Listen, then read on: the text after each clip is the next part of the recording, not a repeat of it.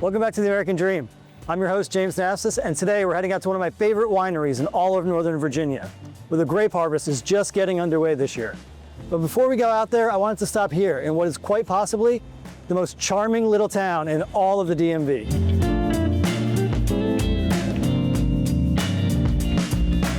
Located just 25 miles from the district, Clifton, Virginia, population of about 300.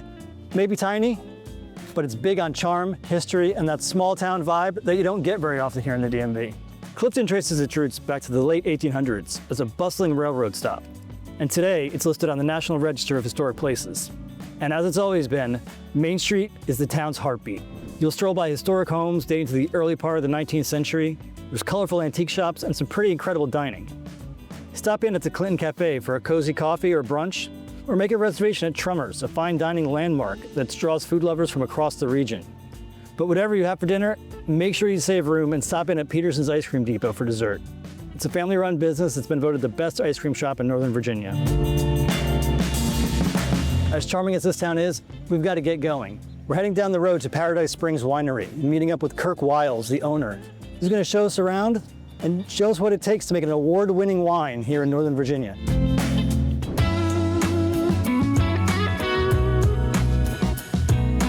Welcome to Paradise Springs. We're just in time for the start of this year's grape harvest. Grapes that are destined to be turned into some of Virginia's top wines, award-winning wines. But before we get to tasting those wines, we've got some grapes to harvest. A harvest that was 300 years in the making. You see, while Paradise Springs has been making their wine here in Clifton since 2007, we have to go way further back to find the beginning of this fascinating story. All the way back to 1716. And it was then that this property was part of a land grant made by Lord Fairfax himself. And today, 300 years later, it is still owned by the same family.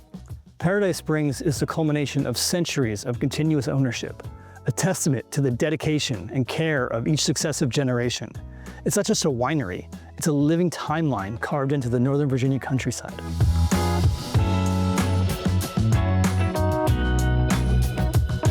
So here we are in the battle room of Paradise Springs Winery, and here we are with Kirk Wiles. Hey, Kirk. Nice to meet you, owner of the winery. Kirk, your family has owned this property for 300 years, which is kind of mind-boggling. What do you think that has meant for what Paradise Springs is today and what it means to the community and to you? Yeah, a lot about the origins of starting the winery was about saving a family property, right? We almost lost it to inheritance taxes, and the government would have taken it and it would have been developed off into another neighborhood in the area. Right. But saw an opportunity to save it and give it new life and a new vehicle here on the family farm, and had the crazy idea my mother did of starting a Virginia winery. And Virginia wines were on the rise, producing quality things, but there hadn't been one so close to Washington, D.C. This is the closest one. We're the closest winery to Washington, D.C. And so that has its advantage, right? We didn't have to sort of do these weddings and big events to draw people out. We could concentrate on making the best wine that we possibly could, knowing that we would get the foot traffic to come through. And you guys won all kinds of awards, so we're doing something right. That's right. So we've concentrated on making the best Virginia wine that we can, and proud to say we produce between 10 and 12,000 cases a year here on site here at the winery. We have vineyards strong across the strait, different growing regions and areas, microclimates that do better for different varietals. We have a big property down in Charlottesville and one out in Shenandoah. But all the fruit comes into this facility, is processed, produced, bottled, and ultimately sent back out to the world for people to enjoy. So Kirk, just one final question for you. If we were to come back here in another 300 years, what would you want to see? Gosh. Well, I'd love to see updated facilities because I don't think they'll last 300 years. But what I'd love to see is just the passion that we still have for Virginia wine and winemaking. Hopefully this was the vehicle to set it for another 9 generations. I'd love to see my family still here and involved.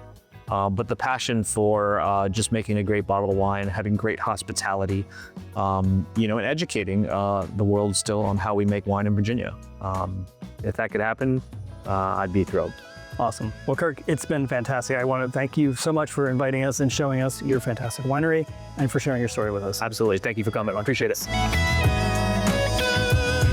From an 18th century land grant to today's vibrant harvest, Paradise Springs is the true embodiment of the DMV.